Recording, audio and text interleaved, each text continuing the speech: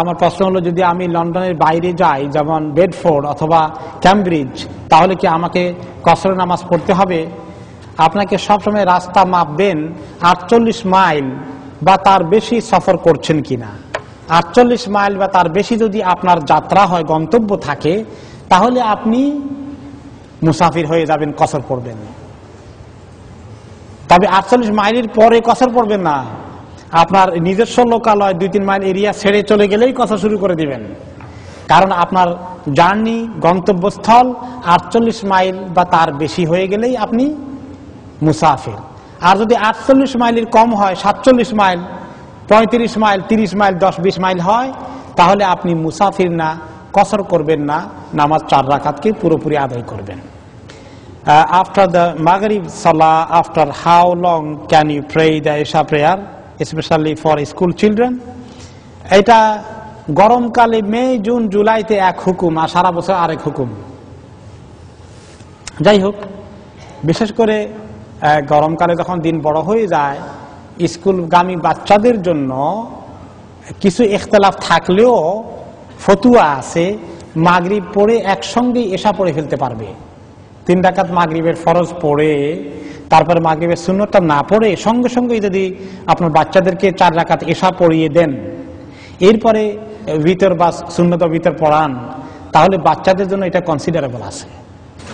কারণ ছোট বাচ্চারা, 10 বছরের বাচ্চা স্কুলে যাবে, এখন রাতের 10টা-11টা পর্যন্ত তাকে যদি আপনি জাগিয়ে রাখেন, আবার সকালে ফজরের কোয়েশ্চন আছে, আবার স্কুলে যাওয়া বাচ্চাদের জন্য ইম্পসিবল। এই জন্য এটা অ্যালাউড আছে। এমনকি লন্ডনেও বিভিন্ন জায়গায় কোনো কোনো মসজিদে তো বাকায়দা সবার জন্য জামাত করে মাগরিব এশা একসঙ্গে পড়ে ফেলেন। এটা যদিও কোনো কোনো ফতুয়া অনুযায়ী জায়েজ আছে, আমরা অবশ্য বিনা কারণে ওই ফতুয়াকে আমল করছি না।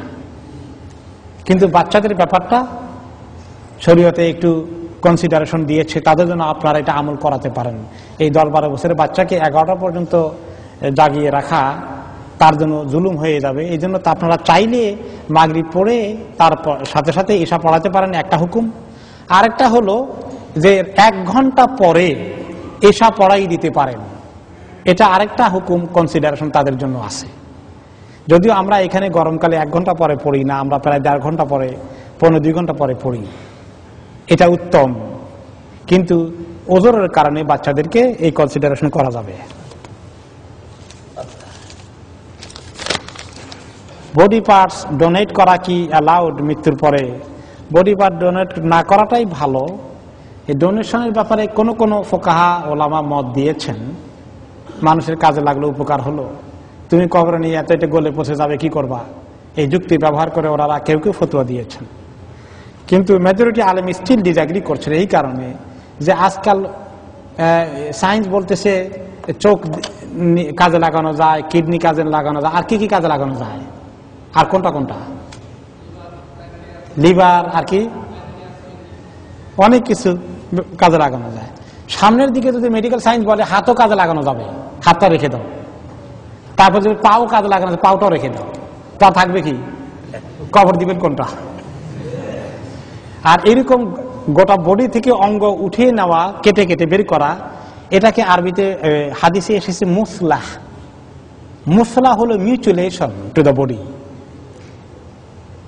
হিউম্যান বডি, ওয়ালাকাদ কাররামনা বনি আদম, আল্লাহ তাআলা হিউম্যান বডিকে স্যাক্রেড করেছেন, এটাকে সম্মানিত করেছেন। কাজেই ইকরামু হাইয়ান ওয়া মাইয়িতান, যেমন তাকে জিন্দা অবস্থায় তাকে সম্মান করতে হবে, মৃত্যু অবস্থায়ও তার বডিকে সম্মান দিতে হবে। এই সমস্ত প্রিন্সিপালকে সামনে রেখে অনেক ওলামা এখনো একমত হতে পারছেন না, যদিও দিলে অনেক কাজে লাগে বুঝতেছি, কিন্তু ওনারা এখন একমত হচ্ছে না এটা মিউচুলেশন হয়ে যায় কিনা। এবং এটা অ্যালাউ করতে গেলে এক পর্যায়ে নিতে নিতে, যেটা বললাম, যে সব নিয়ে যায়, হ্যাঁ, হাত পা সহকারে মাঝখানে এক কদর দাফন করতে হয়, তাহলে সিনটা কেমন হবে, মিউচুলেশন কি পর্যায়ে চলে যাবে।